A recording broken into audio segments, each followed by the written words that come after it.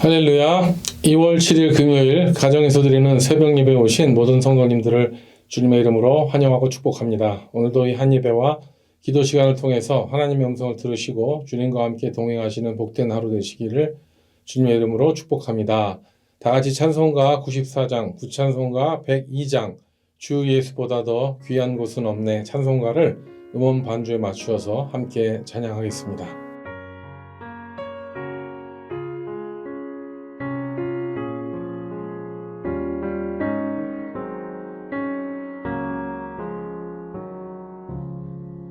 주 예수보다 더 귀한 것은 없네.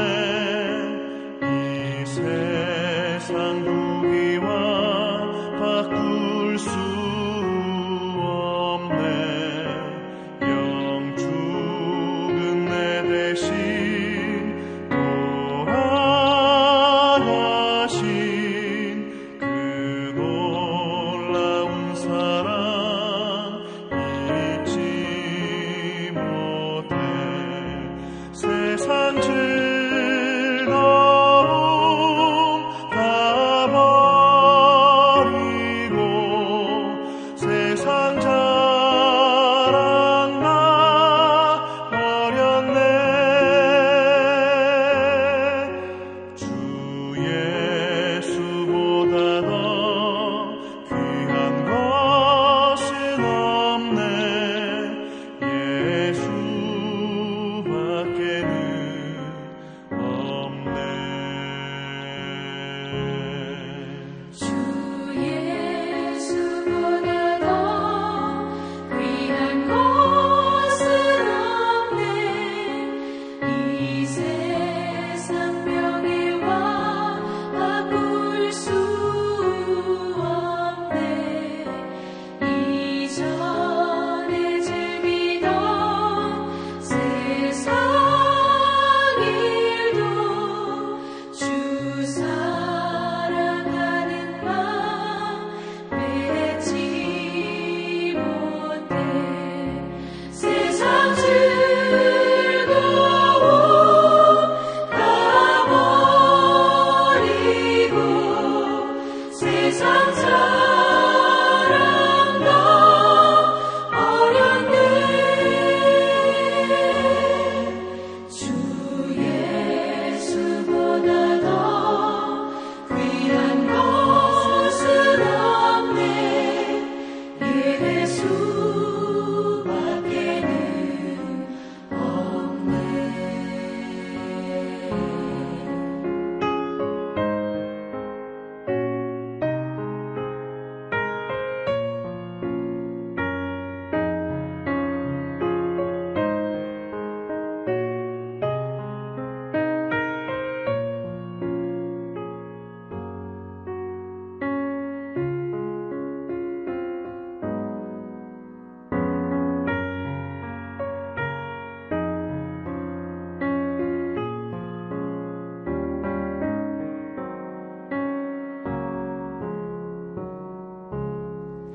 주 예수보다 더 귀한 것은 없네. 이 세상 행복과 바꿀 수 없네. 유혹과 핍박이 몰려와도 주 섬기는 내 맘 변치 않아. 세상 즐거움 다 버리고 세상 자랑 다 버렸네. 주 예수보다 더 귀한 것은 없네. 예수밖에는 없네.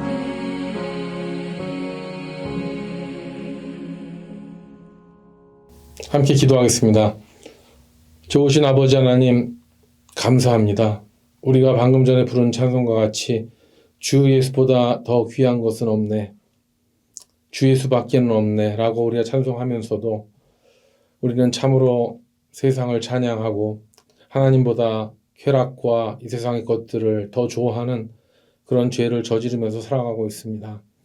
하나님, 우리가 얼마나 죄인인가를 더 깨닫고 있지만 참으로 주님 주신 말씀대로 살아가기에 결코 하루하루 쉽지 않은 그런 상황입니다. 주여 우리를 불쌍히 여겨주셔서 오늘도 주의 말씀 앞에 또 기도의 자리에 나왔사오니 우리에게 다시 한번 용기를 주시고 오늘 하루를 살아낼 수 있는 성령 충만한 은혜를 허락하여 주시기를 소망합니다. 또 오늘 저녁 때 금요 워십이 있습니다. 또 말씀을 전하시는 우리 정원 목사님에게 함께 하셔서 이번 한 달 동안 증거되어지는 그 말씀과 또 함께 드리는 기도를 통하여서 우리 성도들이 하나 되게 하시고 더욱더 이번 2월 달에도 금요일 저녁 때마다 주말을 준비하며 주일 예배를 준비하며 그렇게 우리가 금요일날 저녁을 기도로서 말씀으로서 더욱더 우리 삶을 주님께 드리고 그 음성을 들을 수 있는 우리 모두가 될 수 있도록 인도하여 주시고 또 이 시간 성령께서 우리 각자에게 주시는 음성을 들을 수 있도록 우리의 닫힌 귀와 우리 마음과 눈을 열어주셔서 또 그 음성을 듣고 기도할 수 있는 하나님의 뜻을 구하는 복된 시간 되게 하여 주시옵소서. 예수님의 이름으로 기도드립니다. 아멘. 오늘 하나님의 말씀은 누가복음 7장 24절에서 35절까지 말씀입니다. 성경과 자막을 참조하시고 제가 읽어드리도록 하겠습니다. 요한이 보낸 자가 떠난 후에 예수께서 무리에게 요한에 대하여 말씀하시되 너희가 무엇을 보려고 광야에 나갔더냐? 바람에 흔들리는 갈대냐? 그러면 너희가 무엇을 보려고 나갔더냐? 부드러운 옷 입은 사람이냐? 보라, 화려한 옷을 입고 사치하게 지나는 자는 왕궁에 있느니라. 그러면 너희가 무엇을 보려고 나갔더냐? 선지자냐? 옳다. 내가 너희에게 이르노니 선지자보다 훌륭한 자니라. 기록된 바 보라, 내가 내 사자를 내 앞에 보내노니 그가 내 앞에서 내 길을 준비하리라 한 것이 이 사람에 대한 말씀이라. 내가 너에게 말하노니 여자가 낳은 자 중에 요한보다 큰 자가 없도다. 그러나 하나님의 나라에서는 극히 작은 자라도 그보다 크니라 하시니 모든 백성과 세리들은 이미 요한의 세례를 받은지라. 이 말씀을 듣고 하나님을 의롭다 하되 바리새인과 율법 교사들은 그의 세례를 받지 아니하므로 그들 자신을 위한 하나님의 뜻을 저버리느니라. 또 이르시되 이 시대의 사람을 무엇으로 비유할까? 무엇과 같은가? 비유하건대 아이들이 장터에 앉아 서로 불러 이르되 우리가 너희를 향하여 피리를 불어도 너희가 춤추지 않고 우리가 곡하여도 너희가 울지 아니하였다 함과 같도다. 세례 요한이 와서 떡도 먹지 아니하며 포도주도 마시지 아니하매 너희 말이 귀신이 들렸다 하더니 인자는 와서 먹고 마시매 너희 말이 보라 먹기를 탐하고 포도주를 즐기는 사람이요 세리와 죄인의 친구로다 하니 지혜는 자기의 모든 자녀로 인하여 옳다함을 얻느니라. 아멘. 이 말씀은 하나님의 말씀입니다. 우리는 이미 어제 본문에서 예수님께 찾아온 세례 요한의 제자들에게 자신이 이사야 선지자가 예언했었던 장차 오실 유대의 메시아임을 7장 22절에서 밝힌 것을 알 수가 있습니다. 그것을 다시 보면 예수께서 대답하여 이르시되 너희가 가서 보고 들은 것을 요한에게 알리되 맹인이 보며 못 걷는 사람이 걸으며 나병 환자가 깨끗함을 받으며 귀먹은 사람이 들으며 죽은 자가 살아나며 가난한 자에게 복음이 전파된다 하라는 말씀에서 그가 바로 자신 예수임을 밝히고 있습니다. 그러시면서 오늘 본문에서는 세례 요한의 제자들이 떠난 다음에 이제 예수님의 제자들에게 그 세례 요한에 대하여 말씀하셨습니다. 예수님은 세례 요한에 대해 한마디로 그는 선지자보다 더 훌륭한 자라고 말씀하셨습니다. 26절에 보면 그러면 너희가 무엇을 보려고 나갔더냐? 선지자가 옳다. 내가 너에게 이르노니 선지자보다 훌륭한 자니라고 하시면서 또 27절에 이어지죠. 기록된 바 27절은 말라기 3장 1절을 인용하는 것인데요. 보라, 내가 내 사자를 내 앞에 보내노니 그가 내 앞에 내 길을 준비하리라 한 것이 이 사람, 세례 요한이죠. 이 사람에 대한 말씀이라 하시면서 한마디를 더 붙이십니다. 28절에 보면 내가 너희에게 말하노니 여자가 낳은 자 중에서 요한보다 큰 자가 없도다. 그러나 하나님의 나라에서는 극히 작은 자라도 그보다 크니라 하시니라고 말씀하셨습니다. 29절에 보면 그 당시에 모든 백성과 세례들이 이미 세례요한의 그 세례를 받았다고 했습니다. 그리고 이 말씀을 듣고 하나님을 의롭다고 했다고 이 누가복음의 저자는 기록하였습니다. 세례요한의 세례가 하나님 앞에 자기의 죄를 자복하고 그 회개의 세례를 받으려는 그 행위를 나타내는데요. 그것이 하나님을 의롭게 한다고 하였습니다.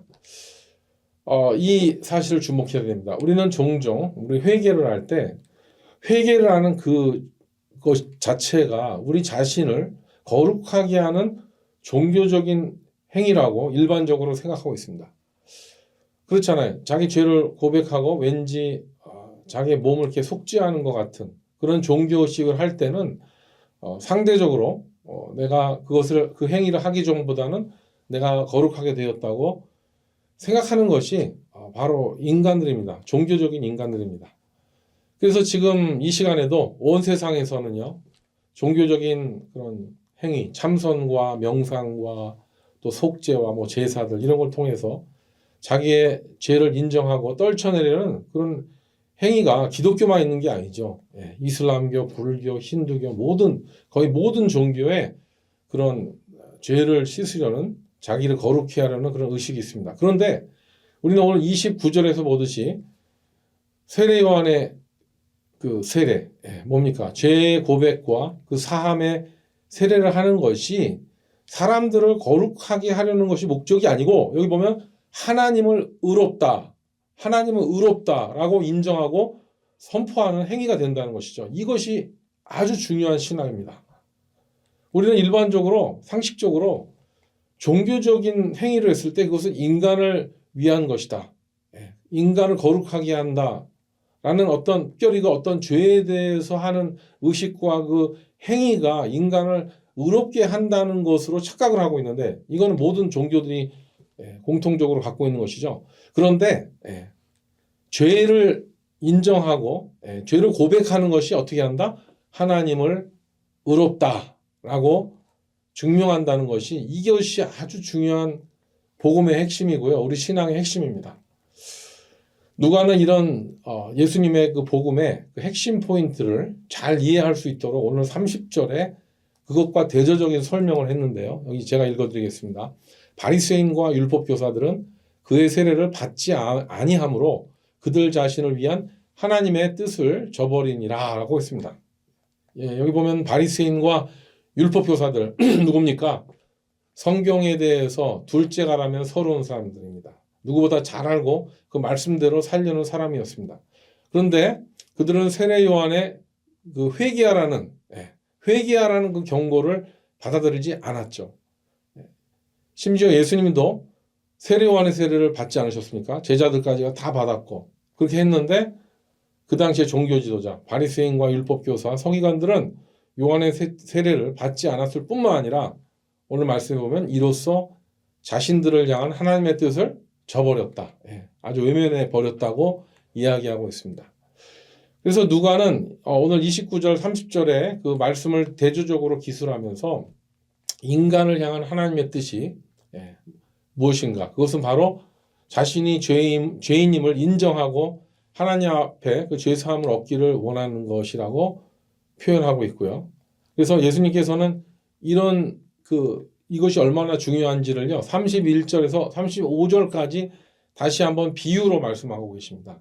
32절에 보면 장터에서 그 장사치들이 사람들을 모이기 위해서 피리를 불 때 그 피리 소리를 듣고 춤추는 아이들을 이렇게 함께 비교하면서 또 누구를 얘기합니까? 누가 상을 당했는데 그걸 보면서 정말 안타까워하는 것을 눈물로 흘리는데 그것에 대해서 전혀 반응 없이 아주 마음이 싸늘해버린 그 모습이 바로 이 시대에 사랑이 식어진 사람들의 모습이라고 말씀하셨습니다. 이 성경 말씀의 표현이 정말 놀랐습니다. 제가 한 2주 전쯤인가요? 새벽 설교 때 이사야서의 장수가 총 66장으로 되어 있어서 그 성경의 총 66권 수와 같다고 해서요. 그 구약의 39권이 끝나는 것과 신약의 40장이 시작되는 것이 마치 그 마태복음에 세례 요한이 출현하는 것과 함께 일치해서 신기하다고 말씀을 드렸습니다. 그래서 그 읽어볼수록 또 많이 매칭되는 것이 있다고 했는데 또 그것 중에 하나가 바로 오늘 말씀이에요. 보면 성경의 42번째 책이 누가복음인데요. 이사야서 42장에 보면은요. 그 내용이 너무 비슷한 내용이 나온다는 것을 알 수가 있습니다. 오늘 본문이 있는 그 22절의 내용이 이사야 42장, 42번째 책인 누가복음 7장 22절과 이사야 42장 7절에 나온 내용이 중복된다는 것이죠. 그래서 제가 이사야 42장 7절을 읽어드리면요. 내가 눈먼 자들의 눈을 밝히며 갇힌 자를 감옥에서 이끌어내며 흑암에 앉은 자를 감방에서 나오게 하리라. 정말 놀랍죠. 성경은 짝이 없는 말씀이 하나도 없을 정도로 성경 자체를 증명하는 정말 놀라운 책입니다. 그런데 오늘 본문 후반에 나오는 내용을 더 쉽게 설명해 주는 내용이 바로 이사야서 42장에 나오기 때문에 오늘 말씀을 그 이해를 돕기 위해서 그 구절을 또 나누기 원합니다. 그래서 오늘 본문에 크게 두 부류의 사람을 나눌 수가 있는데요. 첫째는 세례 요한이 베푼 회개를 받고 또 하나님의 말씀으로 의롭게 된 사람, 그리고 또 이 사람과 대조되는 사람 누구예요? 바리새인과 율법 교사들 같이 그 회개의 세례를 받지 않고 하나님의 뜻을 저버린 사람들. 그래서 결국은 의롭게 되지 못한 사람들, 이렇게 예수님께서 두 그룹을 구분하신 것입니다. 바리새인들과 율법 교사, 서기관들은 평민들보다 성경에 대한 지식도 더 많았지만 그들이 자신이 죄인이라는 사실을 인정하고 하나님 앞에 무릎을 꿇기보다는 자신들이 그 말씀대로 살려는 그 의의를 더 귀하게 여겨서 결국은 하나님의 뜻을 저버리고 의롭게 되지 못하는 것. 그뿐 아니라 33절에 보면 바리새인들과 율법교사는요. 그렇게 회개의 선포를 증거하는 세례 요한을 비평했습니다.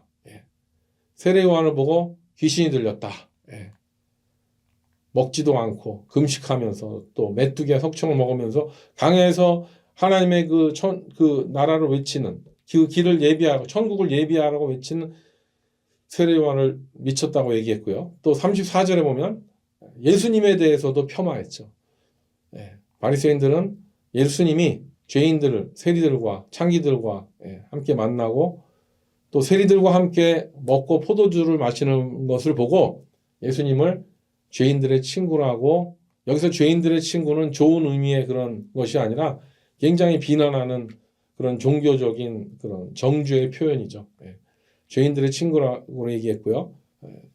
그러니까 이 바리새인과 서기관들은요, 예수님께서 천국을 증거하실 때 아주 쉬운 비유로 설명하셨지만 잘 알아들을 수 있도록 했지만 예수님의 메시지를 가슴에 담지 않았습니다. 그리고 그들은 결국 예수님을 어떻게 하면 죽일까 하는 그런 아주 무서운 마귀의 정죄의 죄에 빠지게 되는 것이죠. 그래서 제가 나누기 원하는 이사야서 42장에 그 눈먼 자가 누구인가? 그 눈먼 자는 바로 영적인 맹인을 뜻한다고 볼 수가 있습니다. 이사야서 4장 18절에서 21절을 제가 읽어드리면요. 너희 못 듣는 자들아 들으라. 너희 맹인들아 밝히 보라. 맹인이 누구냐? 내 종이 아니냐? 누가 내게 보내는 내 사자같이 못 듣는 자겠느냐? 누가 내게 충성된 자같이 맹인이겠느냐? 누가 여호와 내가 많은 것을 볼지라도 유의하지 아니하며 귀가 열려 있을지라도 듣지 아니하는도다. 정말 그렇죠. 이 시대에 보면은요. 우리가 정말 많은 것들을 듣습니다. 또 많은 것들을 봅니다. 그렇지만 우리는요. 그거를 듣고 보아도 우리는 그저 우리가 선택한 것을 듣고요. 그리고 우리가 많은 것을 본다 해도 본 것을 다 믿지도 않습니다. 우리는 그저 이기적으로, 선택적으로 나에게 도움이 된다는 것들만 기억하고 그것을 믿으려고 하죠. 이것이 바로 이 시대의 딜레마라고 할 수가 있습니다. 그래서 우리가 죄인이라는 사실을 인정하지 않습니다.